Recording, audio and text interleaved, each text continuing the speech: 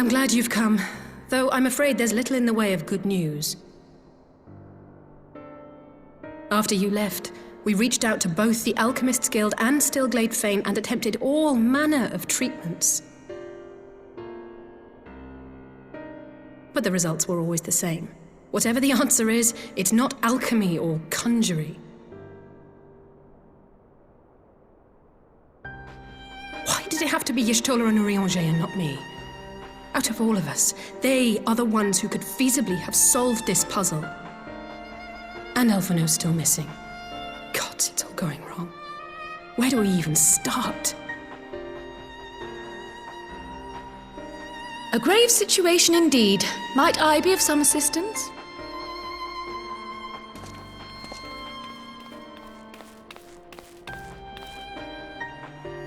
Cryle! I did not think you well enough to travel. When word reached me of the plight of our friends, I could not well stay away. As a fellow scion, not to mention your erstwhile mentor, this is one of those times you should feel free to call on me, regardless of my personal circumstances. Yes, I should have thought of that. Thank you for coming, Cryle. We would welcome your insight. And I should be happy to provide it. Now, what's this I hear about Alphino heading into Imperial territory? That boy always did have some funny ideas. Do you remember the speech he gave when he was accepted to the Studium?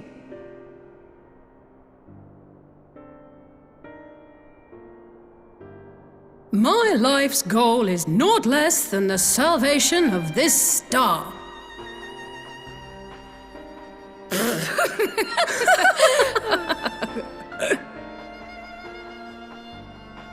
That particular grand pronouncement has been a source of great embarrassment to him, as you know.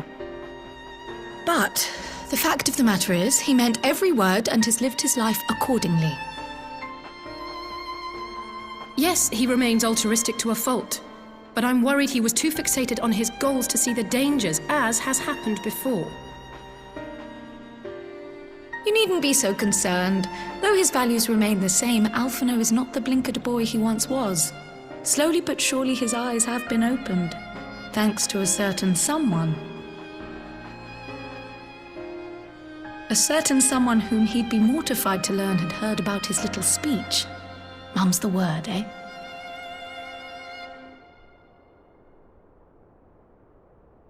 Right, I'd better have a look at our patients. They're in the infirmary, I assume. I'll need absolute quiet, so it would be best if I did this alone. If you'll excuse me.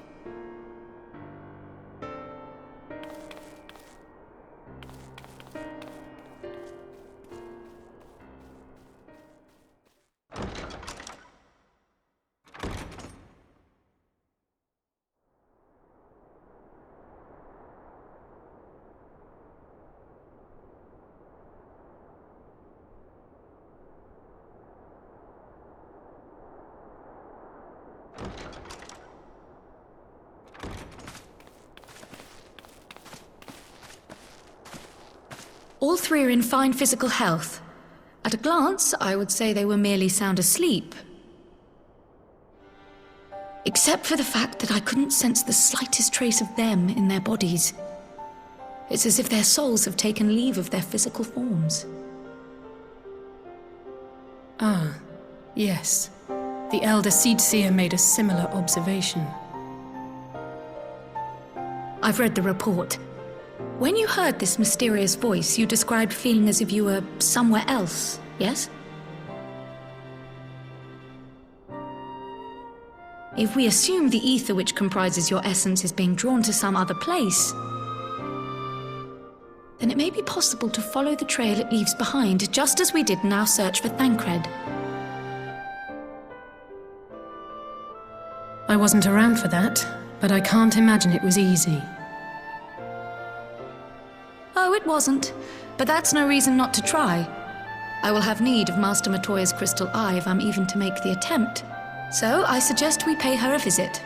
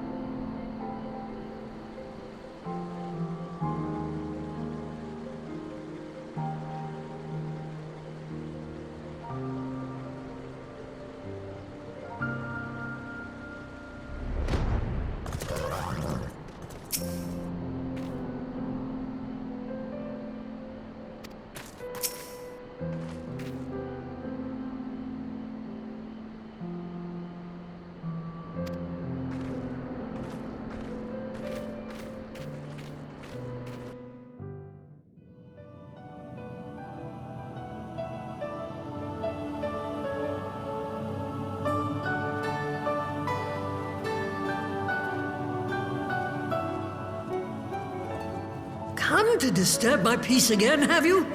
I hide myself away in a cave, and still you people insist on pestering me with your problems.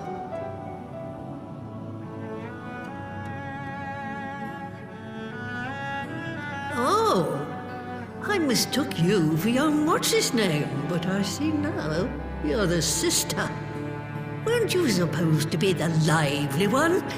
I've seen happier faces at a rain-sodden burial. Well, I'm sorry to dash your expectations, but the situation isn't exactly conducive to gaiety. Ha! That's more like it. Stoller used to spit and hiss like a wildcat too. Better for a young thing like you to be filled with fire and leave the doom and gloom to your elders. Now, what exactly does this tragic situation of yours have to do with me? If I may, Master Matoya, we have need of your crystal eye once more.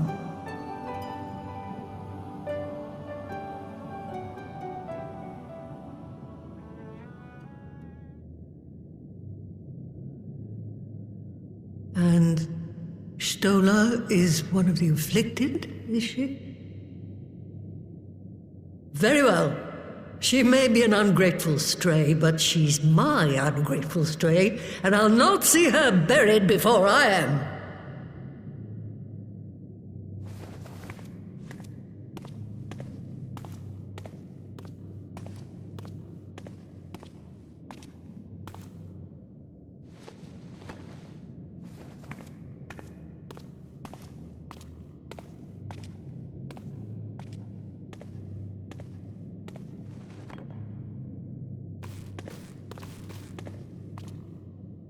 Right, let us see what we can see. I'll begin from where our friends first fell, and cast my senses out from there.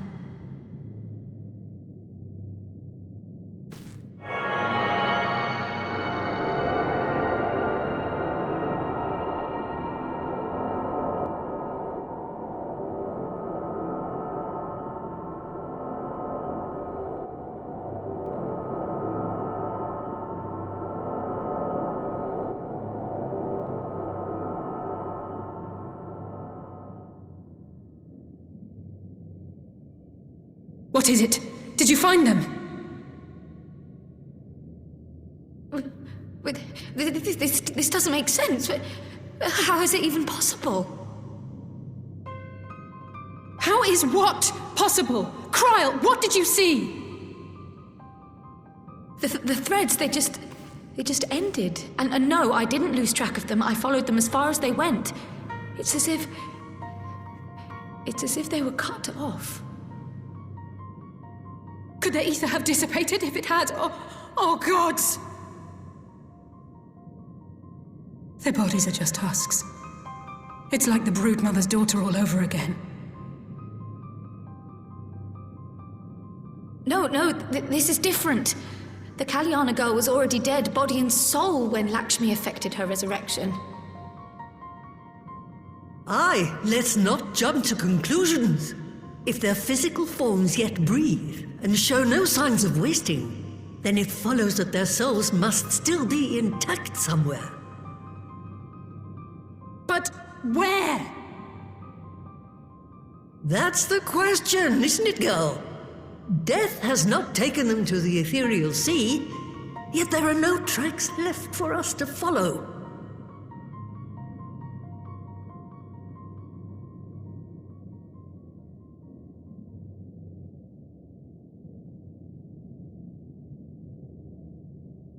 We're no closer to an answer than when we started.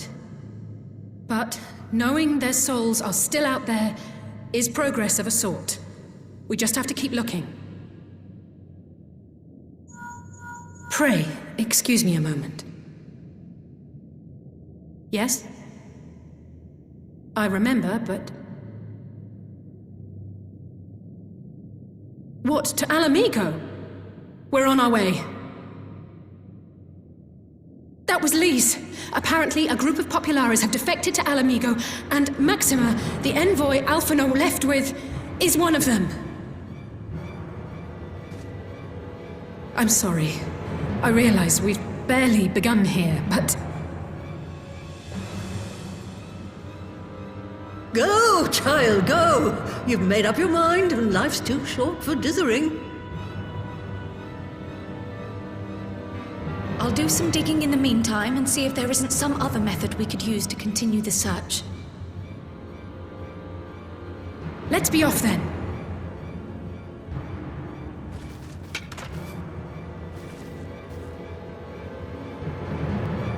Oh, not again. The enchantment barely seems to take these days. I chalk it up to old age, but I rather doubt it's that simple.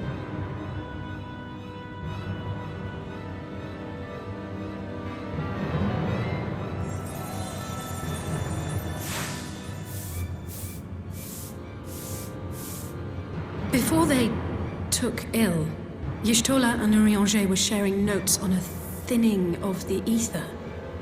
It seems to be happening all over. Does it now? And here I was, all set to blame my woes on that creaking mountain of refuse clogging up the Thaliac. I fear something has gone awry. Still, there's naught to be gained from starting in shadows. You can only do what can be done, and that but one thing at a time.